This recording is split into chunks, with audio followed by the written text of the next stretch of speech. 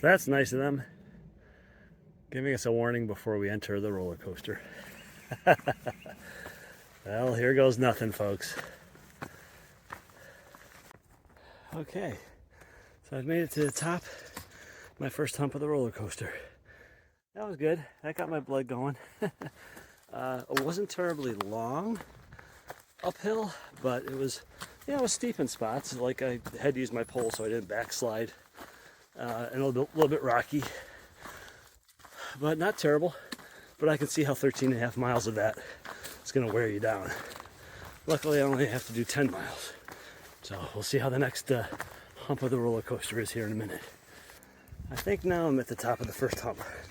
I think last time it was a false top because I got to the top and it kind of flattened out and then it went uphill again. But now, if you look around me, there are no more hills. I am at the top. Everything slopes down away from where I'm at right now. So this is the top of the first hump of the roller coaster. Okay, so I just got a little discombobulated. I had to check gut hook, but the trail comes up this way, like so. And there's a pile of rocks in the trail, which sometimes means don't keep going this way. But this appears to be for erosion control, even though it's kind of haphazard. And if you keep going, in fact, before I keep going, if you look to the right, 2 trees there with the blazes on them, but then you'd have to jump down off this boulder here. So I guess the idea is the trail comes here. Those branches mean don't keep going that way, right? It means go around this way. And now I can't see the blazes. That's the problem. So you can't see the blazes from here. You got to kind of go down this little side jaunt here back in front of these rocks that I didn't want to jump off of. And now I'm back heading this way, and there's that one blaze and there's the other blaze, and now I'm back on the AT. I am just starting the second ascent of the roller coaster, and it's been almost exactly 1 hour since I left. I just checked the gut hook and it says I've come 1.8 miles. So that's really good. 1.8 miles in 1 hour. I'm not going to maintain that pace all day. I can tell you that right now. So anyway, I'm pleased with that. So here we go. Oh boy, yeah. Yeah, this is the next uphill. All right, here I go. I think I'm at the top of the second hump of the roller coaster. I'll assume I'm over the second hump. It's been nice coming up the south side of the hills because the sun is still rising on the other side, so I've been going uphill in the shade, not sweating. I'm no longer cold. I'm not shivering. My hands aren't numb anymore. I'm just kind of cool. There's a cool breeze blowing. So as long as I keep moving, I'm fine. All right, on to the third hump.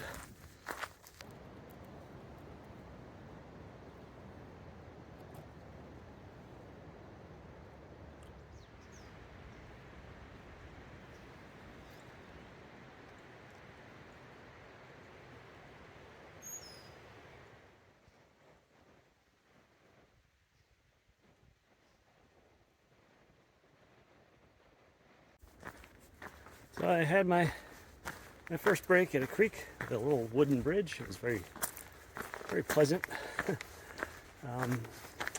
Now I'm headed to my third peak. I've only been up 2 peaks. I counted on the terrain profile, and it looks like I've got 9 peaks to traverse. The 9th one being where the hostel is at the top of the peak, the Bear's Den Hostel. So my stop was at 3.2 mile mark. The shelter, Sam Moore shelter, is at the 6.2 mile mark. Sorry, it's going uphill again. So I'm going to take my second break there, Sam Moore shelter, sign the register, have some peanut butter and pita bread, hydrate again, and it's only 3.1 miles, I think. Yeah, 3.7 miles, sorry. 3.7 miles to the Bear's Den Hostel. This is another one of those instances where it's tempting to say, oh look, it's downhill. But you can see the rocks every which way. You've got to really stare at the ground while you're walking and be very careful with your trekking poles about where you're putting your foot. It's very easy to step on a rock and your foot kind of goes the wrong way, tilts to one side or the other because the rock is sloped or pointed. So it really pays to kind of go slow, pick your way across ground like this. You sometimes have to go just as slow downhill as you do uphill, just for your own safety and well-being. We don't want an ankle twister, an ankle tweaker, or heaven forbid, an ankle breaker. So that's my advice, is to sometimes, don't get too excited when it's downhill, because you still have to be super careful where you're stepping. And it looks like there's lots more of this. That's all rocks ahead of me, as you can see. All right, I am at the top of the third peak. It is exactly 3 hours into my hike. I'll kind of turn slowly so you can kind of see the view behind me. I have 6 more peaks to go. They haven't been too bad. You got to push to get up the hills and stuff, but not too bad, all things considered. And it's a very, very cool morning. In fact, I had to put my fleece on when I took my break. So, all right, 3 down, 6 to go. So here's a tip I have for you. When you come across one of these boardwalks, the instinct is to try to put one foot on either board, but that's a little awkward. You feel like a duck or a penguin. So I usually try to do both my feet on one board. It just seems more natural. You can walk a little faster. It's a little bit more like walking a tightrope, but for some reason it's better than this kind of waddle that you have to do when you're doing one foot on each board like this. So that's just my advice. Just go to the one board and walk it like a tightrope. You can go pretty fast doing one foot in front of the other like this. And then you're done. Okay, so I'm kind of sort of at the peak of the fourth peak. Peak of the fourth peak. I looked at Gut Hook, and it kind of does this. It peaks and goes down a little bit, then goes back up again a little bit, then goes back down. Then there's another big peak. That's the 5th peak. So this is kind of like a little double bunny peak. So 5 more peaks to go till I get to the hostel. But so far so good. Perfect hiking conditions. Okay, on to the 5th peak. Okay, so at first I thought this was a dry stone wall like other ones I've passed through. But then I got up here and I was like, whoa, it's like all enclosed. It's not strong enough to be a foundation, but it must have been built for something, to keep something in. I don't know what. An animal? Maybe? It's very weird. I mean, it's obviously intentionally built. You can see the wall goes almost all the way around. It's kind of falling apart right here. But that's really, really cool. Really weird. I can't figure out what this would have been built for. Okay, I'm past the 5th peak. I'm actually on my way towards the 6th peak. I didn't realize, whoa, I was over the 5th peak. Kind of had this little false top to it. And then I started coming down, and I'm like, was that the 5th peak? And apparently it was, according to Gut Hook. So I'm headed to the 6th peak. When I get to the top of the 6th peak, that's where the Sam Moore shelter is. That's where I'm taking my second break of the day before my final push to the Bear's Den Hostel. Some kind of old fence, some kind of road, former road anyway. It goes right across the trail. Goes up that way. And the sad thing is, that cable was tied to this tree. You can see it's gotten itself embedded in there pretty good. It really hurt that tree. The tree seems to still be alive, but it's a little worse for wear.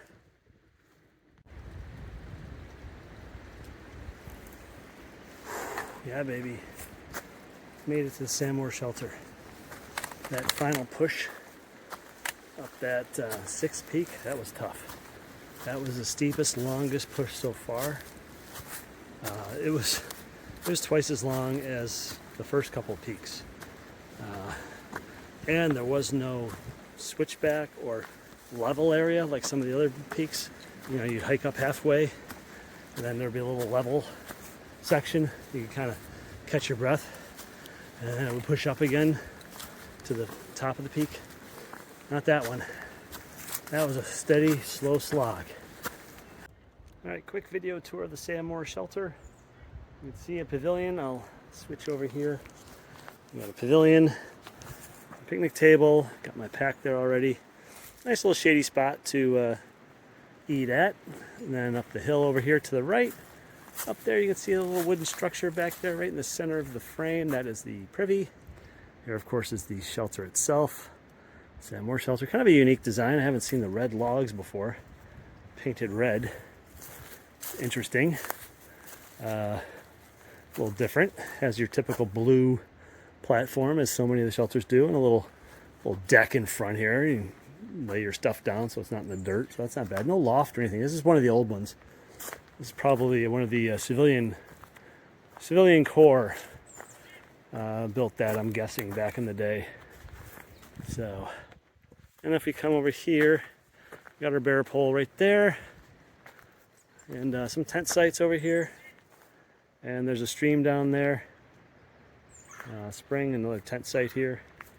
Not a bad little spot. Good little spot to take a break from the roller coaster, to be honest with you. And of course, here's a fireplace, fire ring, logs around it to sit. And, oh, for freak's sake, with the trash and the fireplace, for real? What is wrong with people? Look at that. That's just wrong. People suck. Sorry, whoever left that here, you suck, and I put a curse on you and your house and your ancestors. So, watch it.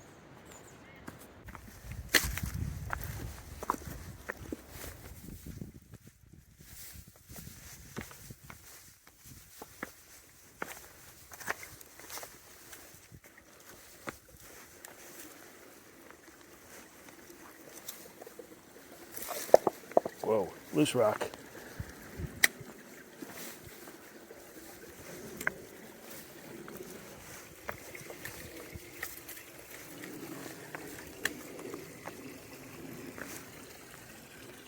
It's a waterfall.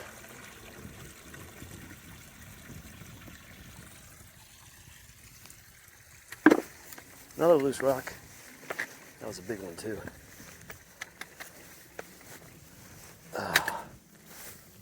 And I made it. Back to dry land. I reached the 7th peak. 2 more until I get to the hostel.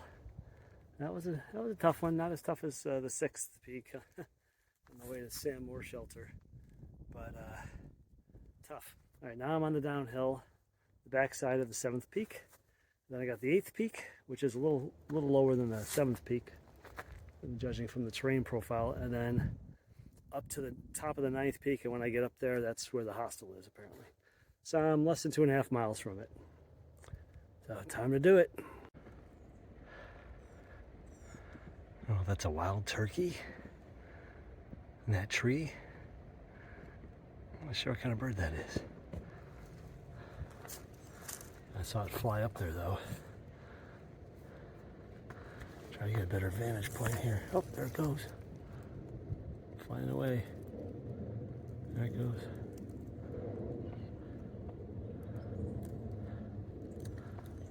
Gone. That log looks like a fox head or a dragon head facing to the right. It has a little opening where the mouth is there. I don't know.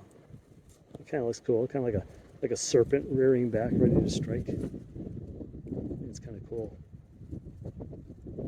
I love it when it's early in the morning and the sun's just coming up and the trees kind of light up, the leaves light up from behind. You can see the open forest floor below.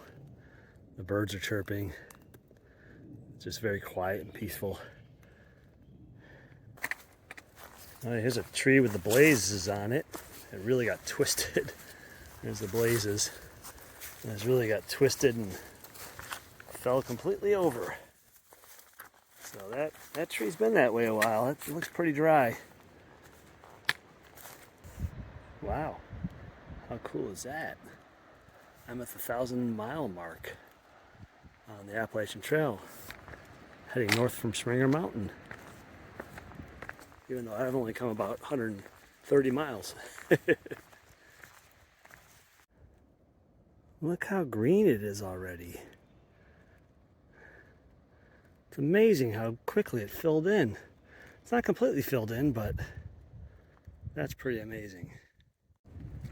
That's cool how there's a vein of marble or some kind of quartz or something down the middle. That's really neat. Okay, I'm sorry, but that's just ugly and really unnecessary. That poor tree. You have got to be shitting me. That's the trail? My feet feel like someone's been pounding on them with a meat tenderizer. The soles of my feet all day. It's because I've been walking on this kind of stuff for literally 7 hours straight, and I got 1 more hour to go, and I cannot wait. My feet cannot wait. My feet are burning. The heels of my feet are throbbing. Oh, jeez. God, I tripped over my own pole there. See how easy it is to trip on something? Oh my God, especially when your feet are tired and sore and you just can't pick them up and put them down like you've been doing. And you're picking your way across all these crazy rocks and boulders. I don't know who puts these trails together, but it's almost like they said, hey, I see a bunch of rocks up there. Let's put the trail there. Well, what about this nice, soft, flat section? No. Putting it through the rocky section. That's where we want the trail, where all the rocks are. All the rocks.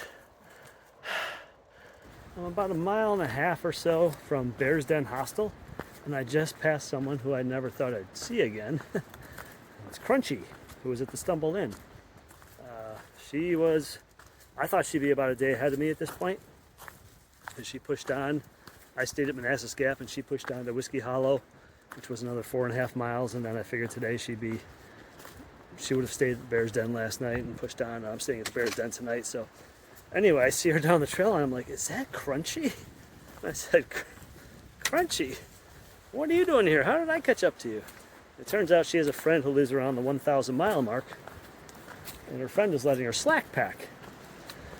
So in case you're wondering, slack pack is when you hike without your full pack. So in other words, let's say you stay at a hostel and you say, boy, I want to hike the next 15 miles, but I want to slack pack it. So what you do is you take out everything out of your pack that you're not going to need for a day hike. So you don't need your sleeping pad, you don't need your sleeping bag, you don't need your sleeping clothes, you don't need most of your food, you just need, your food for that day.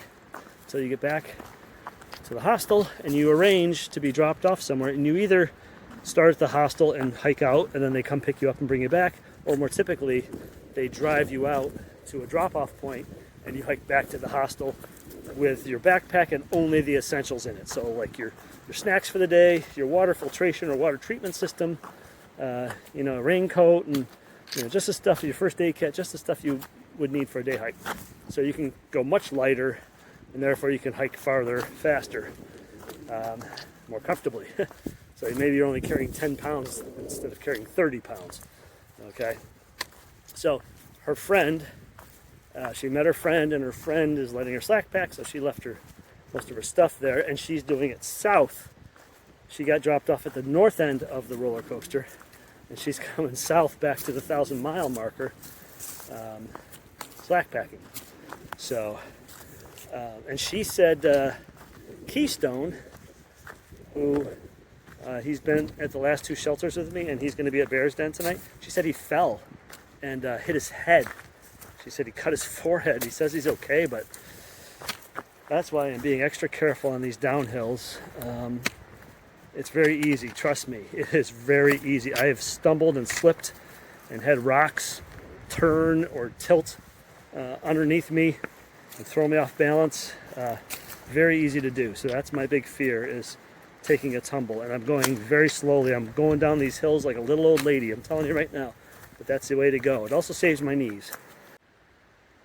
S-A-T-N.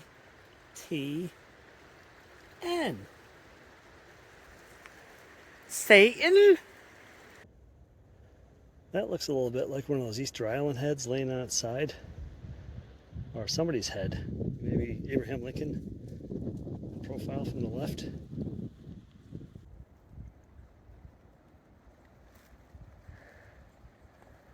That's where I need to go.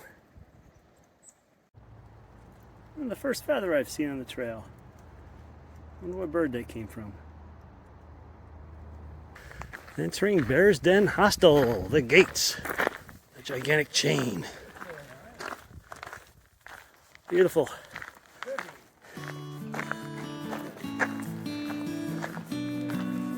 Beautiful place.